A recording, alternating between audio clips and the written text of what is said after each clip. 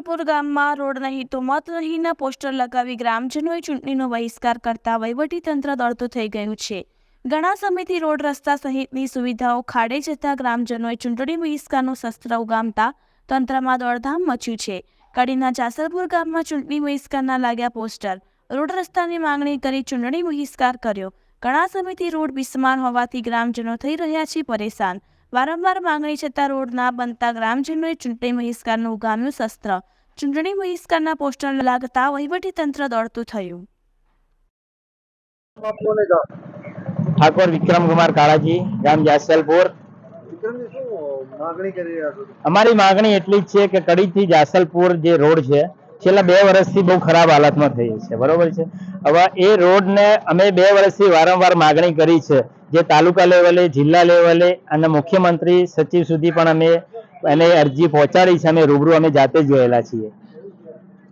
તમે ચૂંટણી બહિષ્કારનું જે પોસ્ટર લગાવ્યું છે, હા, ચૂંટણી બહિષ્કારનું પોસ્ટર અમે કોઈ ભાજપના વિરોધમાં નથી, અમે કે કોઈ નેતાના વિરોધમાં નથી, દરેક પક્ષ માટે બરાબર છે। પણ શું છે, અમે આ રોડને વારંવાર રજૂઆત કરવાથી કોઈ આનું નિરાકરણ નહીં આવતા અમે આ ચૂંટણીનો બહિષ્કારનું જે પોસ્ટર લગાવ્યું છે અને આખા ગામ વતી જે અમારા ગામમાં 2500 થી 3000 વસ્તી છે એ બધાને એક જ તકલીફ છે, જે રોડની, રોડ, રસ્તો અને પાણી, આની જે સગવડ મળે તો પબ્લિકને સંતોષ છે, બરાબર। એટલા માટે અમે જે આ ચૂંટણીમાં નહીં સાંભળતો ચૂંટણી આવવાથી અમે રોડનો બહિષ્કાર કરીએ। પછી તે ગામમાં જે મેલડી માતાનું મોટું ધામ આવેલું છે, જેમાં દર રવિવાર, મંગળવાર અને પૂનમ દિવાળી જેવો મોટો તહેવાર અહીંયા થાય છે, બરાબર।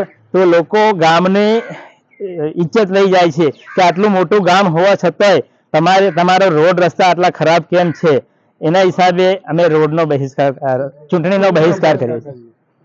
કાકા, તમારું નામ શું, કયું ગામ?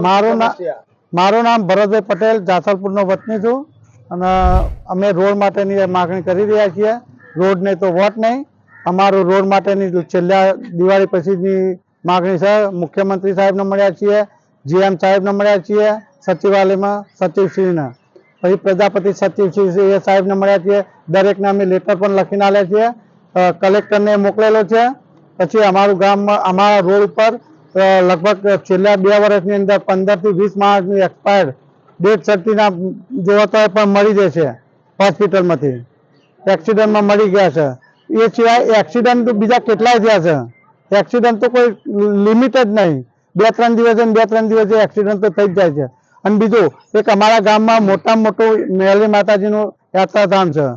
યાત્રાધામમાં મંગળવાર, રવિવાર અને પૂનમે હજારોમાં વસ્તી આવે છે અને એ લોકોના ખૂબ જ પરેશાની થાય છે રોડ ઉપર, ટ્રાફિકના કારણે પ્લસ રોડ નહીં સારા હોવાના કારણે।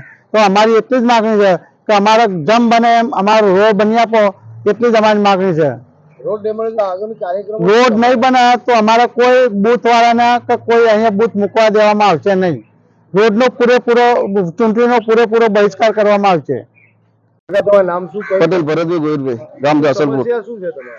સમસ્યામાં જાસલપુર રોડની જ છે, બીજું કોઈ છે નહીં, કારણ કે 2 વર્ષ રજૂઆત કરી પણ અમારી કોઈ વાત વાપરતું નહીં, બરાબર। એટલે આપણે સીધી વાત જ છે કે ભાઈ રોડનું અમારું કોઈ પણ નિરાકરણ નહીં આપો। અમારો કોઈ પક્ષના કોઈ લેવા દેવા નહીં, કોઈ ભાજપની કોઈ ચૂંટણી અમારો કોઈ વિરુદ્ધ કોઈ નેતાનો નથી। અમારે તો ખાલી એક જ વાત કે અમારો જાસલપુર કરીને રોડ ખાલી બનાવી આપો।